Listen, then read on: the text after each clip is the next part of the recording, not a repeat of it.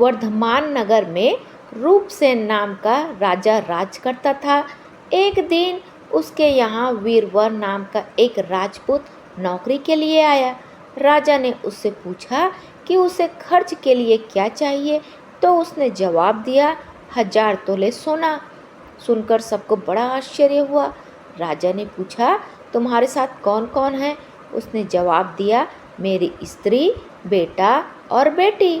राजा को और भी अचंभा हुआ, आखिर 4 जने इतने धन का क्या करेंगे? फिर भी उसने उसकी बात मान ली। उस दिन से वीरवर रोज 1000 तोले सोना भंडारी से लेकर अपने घर आता। उसमें से आधा ब्राह्मणों में बांट देता, बाकी के 2 हिस्से करके एक मेहमानों, वैरागियों और सन्यासियों को देता और दूसरे से भोजन बनवाकर पहले गरीबों को खिलाता, उसके बाद जो बचता उसे स्त्री को खिलाता, आप खाता। काम यह था कि शाम होते ही ढाल तलवार लेकर राजा के पलंग की चौकीदारी करता। राजा को जब कभी रात को जरूरत होती वह हाजिर रहता। एक आधी रात के समय राजा को मरघट की ओर से किसी के रोने की आवाज़ आई। उसने वीरवर को पुकारा तो वह आ गया। राजा ने कहा, जाओ पता लगा कर आओ कि इतनी रात गए यह कौन रो रहा है और क्यों रो रहा है। वीरवर तत्काल वहाँ से चल दिया। मरघट में जाकर देखता क्या है कि सिर से पांव तक एक स्त्री गहनों से लदी कभी नाचती है, कभी कूदती है और सिर पीट पीट कर रोती है, लेकिन उसके आंखों से एक बूंद आंसू ही निकलती नहीं है। वीरवर ने पूछा, तुम कौन हो, क्यों रोती हो?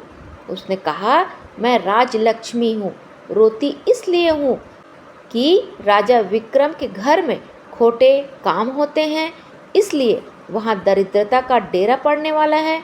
मैं वहाँ से चली जाऊँगी और राजा दुखी होकर 1 महीने में मर जाएगा। सुनकर वीरवर ने पूछा, इससे बचने का कोई उपाय है? स्त्री कहती है, हाँ है, यहाँ से पूरब में 1 योजन पर एक देवी का मंदिर है। अगर तुम उस देवी पर अपने बेटे का शीश चढ़ा दो तो विपदा टल सकती है, फिर राजा 100 बरस तक बेखटके राज करेगा। वीरवर घर आया और अपनी स्त्री को जगाकर सब हाल सुनाया। स्त्री ने बेटे को जगाया, बेटी भी जाग पड़ी। जब बालक ने बात सुनी तो वह खुश होकर बोला, आप मेरा शीश काटकर जरूर चढ़ा दे। एक तो आपकी आज्ञा, दूसरे स्वामी का काम, तीसरे यह देव देवता पर चढ़े, इससे बढ़कर बात और क्या होगी? आप जल्दी करें। वीरवर ने अपनी स्त्री से कहा, अब तुम बताओ। स्त्री कहती है, स्त्री का धर्म पति की सेवा करने में है। निदान चारों जने देवी के मंदिर पहुँचे। वीरवर ने हाथ जोड़कर कहा, हे देवी, मैं अपने बेटे की बलि देता हूँ, मेरे राजा की 100 बरस की उम्र हो। इतना कहकर उसने इतने जोर से खांडा मारा कि लड़के का शीश धड़ से अलग हो गया। भाई का यह हाल देखकर बहन ने भी खांडे से अपना सिर अलग कर डाला। बेटा बेटी चले गए तो दुखी माँ ने भी उन्हीं का रास्ता पकड़ा और अपनी गर्दन काट दी। वीरवर ने सोचा कि घर में कोई नहीं रहा तो मैं ही जीकर क्या करूँगा। उसने भी अपना सिर काट डाला। राजा को जब यह मालूम हुआ तो वो वहाँ आया।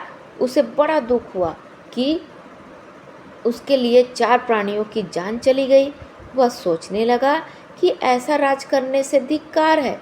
यह सोचकर उसने तलवार उठा ली और जैसे ही अपना सिर काटने को हुआ कि देवी ने प्रकट होकर उसका हाथ पकड़ लिया। बोली, राजन, मैं तेरे साहस से प्रसन्न हूँ, तू जो वर मांगेगा सो दूंगी। राजा ने कहा, देवी, तुम प्रसन्न हो तो इन चारों को जिला दो। देवी ने अमृत छिड़ककर उन चारों को फिर से जिला दिया।